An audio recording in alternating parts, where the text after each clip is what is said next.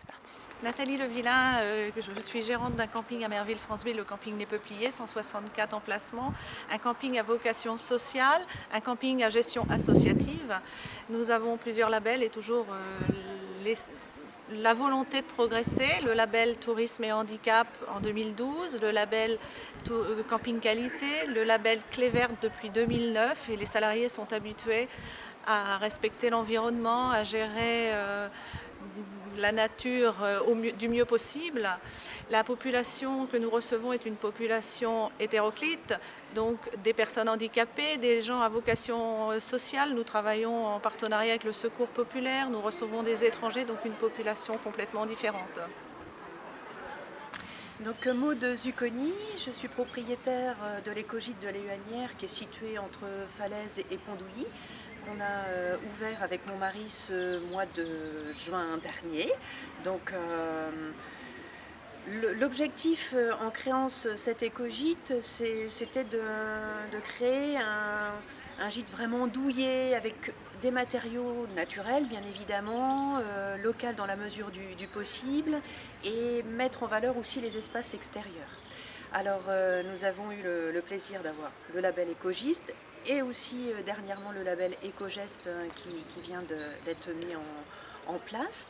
Donc le retour des vacanciers, c'est vraiment que c'est un espace douillet, et ce qu'on constate, ce qui est super pour nous, c'est que les gens en fait ils restent sur place, ils vont très peu visiter les, les musées aux alentours, ils restent sur place. Donc pour nous c'est le plus beau des cadeaux en quelque sorte. Je suis Jean-Marc Giret, je suis le président fondateur de l'association AMPRE. Et l'année dernière, pour la première fois, on a fait une balade gourmande avec 10 chefs étoilés au guide Michelin. Ça a été un superbe succès avec 600 personnes et nous allons faire une deuxième édition en 2014. Thiraud-Bruno, je gère l'espace métier d'art, je suis propriétaire de l'espace métier d'art à Saint-Hymer. Je suis créatrice de bijoux, artisan d'art, et puis je suis passionnée d'événementiel. J'ai ouvert ce lieu il y a quelques années en accueillant plusieurs artistes et artisans augerons. Et puis devant le succès du lieu, le lieu s'est agrandi peu à peu, accueillant de plus en plus de créations. Comme j'aime l'événementiel, j'essayais de leur proposer des thèmes différents. Les artistes et artisans étaient toujours d'accord pour travailler.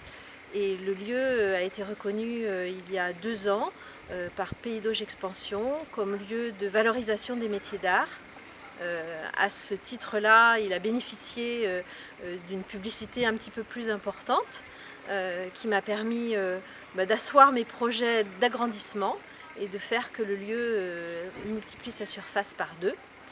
Aujourd'hui, nous proposons à nos visiteurs une offre multiple, un environnement naturel avec une prairie fleurie, des goûters champêtres avec des activités ludiques pour les enfants, toujours sur le thème des métiers d'art. Cette année, 3 expositions sur le thème de la rose, aussi bien le bois de rose que la rose des sables.